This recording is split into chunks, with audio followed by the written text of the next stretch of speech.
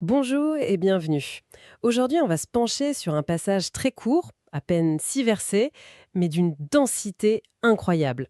Éphésiens chapitre 2, versets 1 à 6. Hmm. Notre mission, ça va être de décortiquer un peu la logique de ce texte qui décrit une transformation vraiment radicale de la condition humaine. Il y a un avant et un après très net. Ah oui, très net. Et le passage de l'un à l'autre est spectaculaire. On commence avec un portrait assez sombre, une description frappante de gens considérés comme morts. Alors plongeons là-dedans parce que ce mot seul, c'est déjà toute une énigme. Tout à fait. Et c'est la bonne approche, je pense. Le texte est construit sur un contraste saisissant, c'est une véritable dramaturgie en deux actes, en fait. En 2 actes, oui. Et pour saisir la portée du message, il faut vraiment s'attarder sur le choix des mots. L'auteur ne laisse rien au hasard. Chaque terme qui décrit la condition initiale est choisi pour peindre un tableau complet, presque sans espoir. Pour que la suite soit encore plus percutante. Exactement. Pour que la solution présentée ensuite apparaisse d'autant plus radicale et inattendue. Alors entrons dans ce premier acte. Le texte ouvre de manière assez abrupte. Quant à vous, vous étiez morts à cause de vos fautes et de vos péchés. Le mot mort, c'est tellement définitif. Mhm. Mais il s'adresse à des gens qui, manifestement, sont en train de lire sa lettre. Alors, en quoi consiste cette mort? Est-ce que c'est juste une hyperbole pour marquer les esprits ou est-ce que ça définit une réalité bien plus profonde? C'est la question fondamentale. Et non, ce n'est pas une hyperbole, c'est le premier concept clé à déverrouiller en fait. D'accord. La mort dont il est question ici, elle est spirituelle. Dans la cosmologie de l'auteur, Dieu est la source de toute vie, pas seulement biologique, mais la vie dans sa plénitude. La vie spirituelle. C'est ça. Donc être mort spirituellement, c'est être déconnecté de cette source. C'est une existence qui continue physiquement, mais qui est coupée de son but, de son énergie originelle. C'est un état d'aliénation profonde. Donc le point de départ du texte, c'est que la vie ne se résume pas à un simple battement de cœur. Exactement. Une personne peut marcher, parler, penser, et pourtant être considérée comme morte dans cette perspective. D'accord, donc la première grande idée, c'est que le texte redéfinit complètement ce que veut dire être en vie. Ce n'est pas de la biologie, c'est de la connexion. C'est d'une question de connexion. La déconnexion, c'est la mort. C'est un recadrage assez puissant. Et l'auteur ne s'arrête pas là, il ajoute des couches pour décrire l'environnement de cette mort. Il parle d'une vie menée conformément au prince de la puissance de l'air. Oui. Cette image est pour le moins bizarre aujourd'hui. Pourquoi l'air? Qu'est-ce que cette figure représente? Alors, c'est une terminologie qui peut nous sembler obscure, c'est vrai, mais qui était très évocatrice pour le public de l'époque. Mhm. Dans certaines cosmologies anciennes, l'air, ce n'était pas juste un espace vide. C'était la sphère entre le ciel, le domaine divin, et la terre, le domaine humain.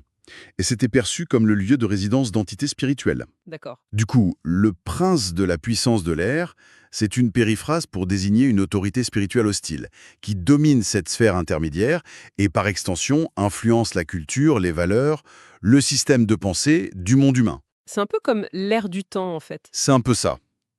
Le texte décrit une sorte d'atmosphère culturelle et spirituelle dominante, un courant qui entraîne les gens loin de la vie telle que l'auteur l'a définie. Ça me fait penser à l'idée très moderne d'être façonné par les courants de notre culture.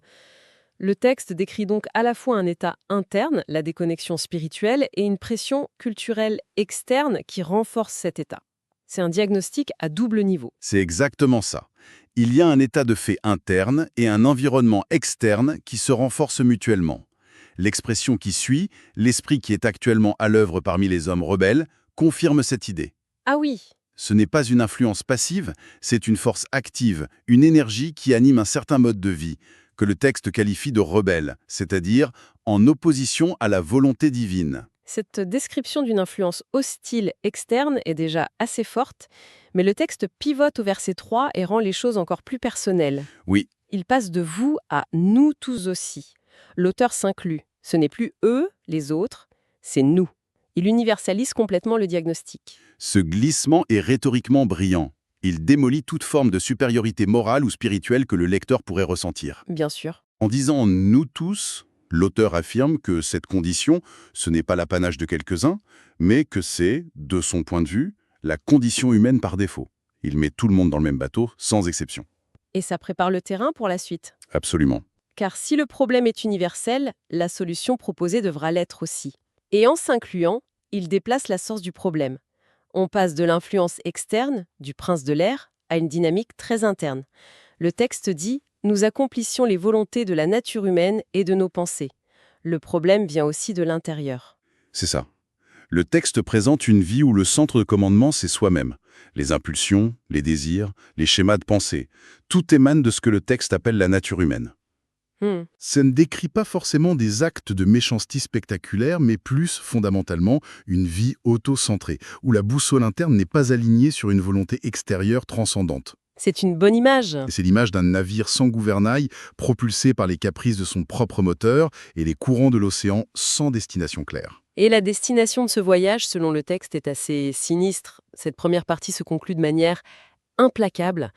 Et nous étions, par notre condition même, destinés à la colère, tout comme les autres. Oui. Le mot colère est lourd de sens.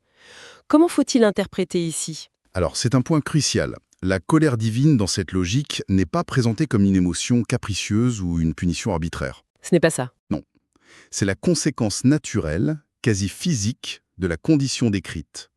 Si on définit la vie comme la connexion à Dieu et la mort comme la déconnexion, alors s'éloigner de la source de chaleur mène inévitablement au froid. C'est logique. C'est une loi de cause à effet. La colère, c'est le terme théologique pour désigner le résultat final de cette trajectoire de déconnexion. Le tableau est donc complet. Une humanité aliénée, influencée par des courants contraires, gouvernée par ses propres impulsions et se dirigeant vers une issue logique, mais tragique. Le portrait est en effet d'une noirceur absolue, et c'est précisément là que le texte opère un des retournements les plus saisissants qui soient. Le verset 4 s'ouvre sur deux mots qui changent radicalement la donne. « Mais Dieu ». C'est un pivot dramaturgique total. Total. En l'espace de deux mots, on quitte un univers de mort, de rébellion et de colère pour entrer dans un vocabulaire d'une toute autre nature. Riche en compassion, grand amour, le contraste est brutal. Absolument. Ce « mais Dieu » est l'une des charnières les plus célèbres du Nouveau Testament. Il marque une rupture complète avec la logique de cause à effet qui précédait. Oui, Tout ce qui suit découle non pas d'une action humaine, mais d'une initiative purement divine. Le texte prend bien soin de préciser que l'être humain, dans son état de mort, est passif. Il ne peut rien initier. il ne peut rien faire. L'action vient d'ailleurs.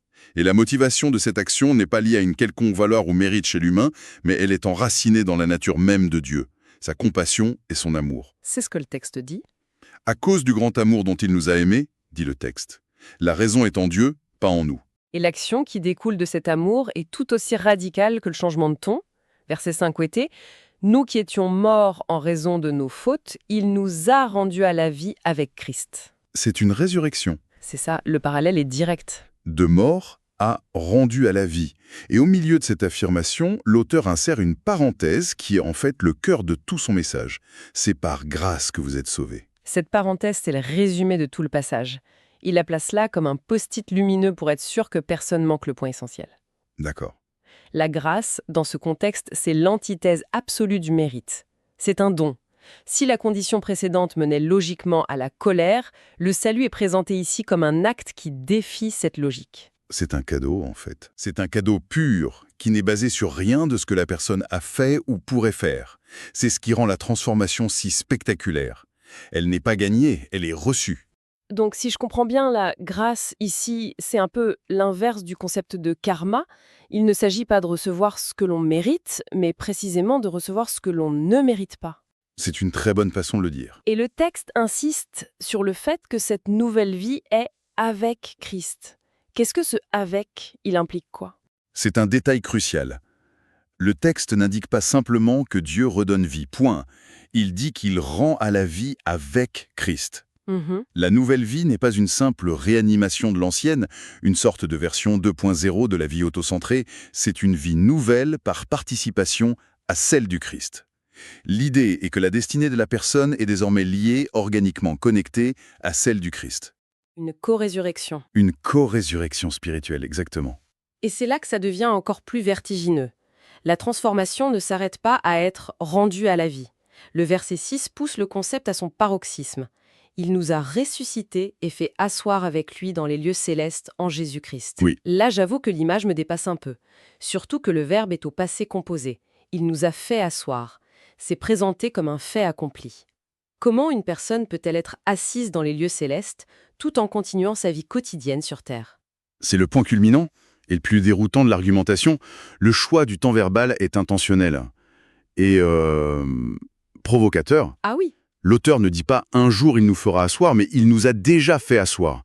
De son point de vue, ce n'est pas une promesse pour l'au-delà, mais une réalité spirituelle actuelle. Actuel. Il ne s'agit pas de lévitation ou d'un voyage astral. Alors, de quoi s'agit-il? C'est une métaphore de quoi? C'est une métaphore. Enfin, c'est plus qu'une métaphore, c'est une image de statut et d'identité. De statut? Oui. Dans le monde antique, être assis à la droite d'un souverain, ça signifiait partager son autorité, sa perspective, sa sécurité. C'était la position d'honneur et de pouvoir la plus élevée. D'accord, je vois. En appliquant cette image à la sphère spirituelle, l'auteur suggère que ceux qui sont rendus à la vie partagent désormais la position de victoire et d'autorité du Christ. La transformation est donc complète. On passe de l'état de mort, sous l'influence du prince de l'air, à l'état de vivant et assis avec Christ dans les lieux célestes. Ce n'est pas juste un... Pardon, alors? Non, ce n'est pas un simple pardon qui remet les compteurs à zéro. C'est une promotion, une élévation à une sphère d'existence et d'identité radicalement nouvelle. Le parcours est donc absolument vertigineux. Si on résume, on part d'un état de déconnexion totale, une mort spirituelle, où l'on est à la fois influencé de l'extérieur et gouverné de l'intérieur par ses propres désirs. C'est ça. Et on arrive à une position d'union avec le divin, une position d'honneur et d'autorité céleste.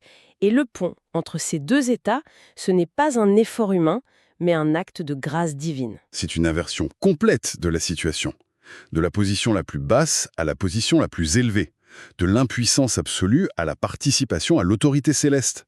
Tout le poids du passage repose sur l'énormité de ce changement de statut. Donc, le grand message à retenir, c'est que le changement le plus fondamental, décrit dans ce texte, n'est pas une amélioration morale que l'on accomplit, mais une nouvelle identité que l'on reçoit. Exactement. Le salut et la nouvelle vie sont présentés comme un pur cadeau, motivé uniquement par l'amour et la compassion divine. C'est le cœur du propos.